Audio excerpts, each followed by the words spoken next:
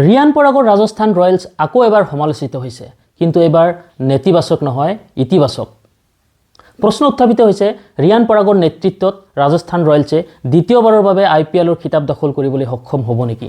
2008 চনৰ প্ৰথম IPLটো ৰাজস্থানে দখল কৰিছিল আৰু তাৰ পাছত 2022 চনত গুজৰাট টাইটান্সৰ বিৰুদ্ধে ফাইনেল খেলিছিল যদিও পৰাজয় বৰণ কৰিছিলে। কিন্তু 18 বছৰ পাছত এইবাৰ যেন আকৌ এবাৰ আশাৰ ৰেঙনি দেখা গৈছে ৰিয়ান পৰাগৰ নেতৃত্বত।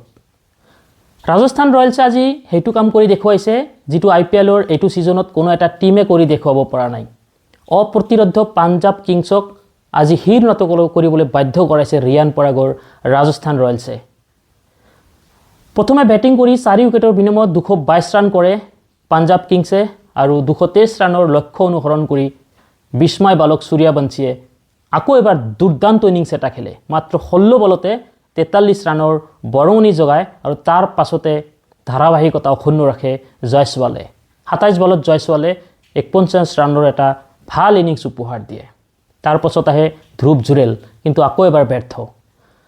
পিছলৈ আহে ৰিয়ান পৰাগে যদিও ভাল ইনিংছ খেলিব নোৱাৰিলে, কিন্তু তথাপিও T20ৰ দিশৰ পৰা 181 ষ্ট্ৰাইক ৰেটেৰে 16 বলত 29 ৰান কৰে আৰু তাৰ পাছতে দায়িত্বভাৰ গ্ৰহণ কৰে ফেৰেৰা আৰু শুভম ডুবে।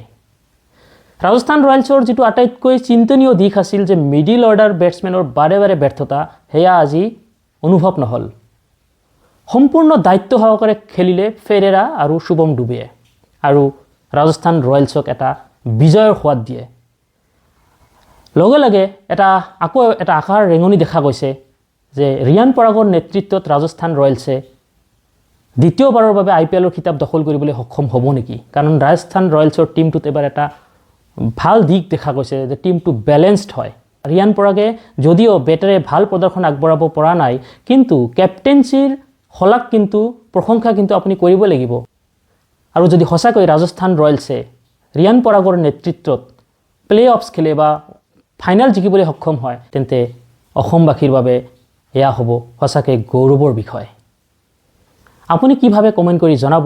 লগ পাম পৰৱৰ্তী ভিডিঅ'ত। ধন্যবাদ। জয় অসম।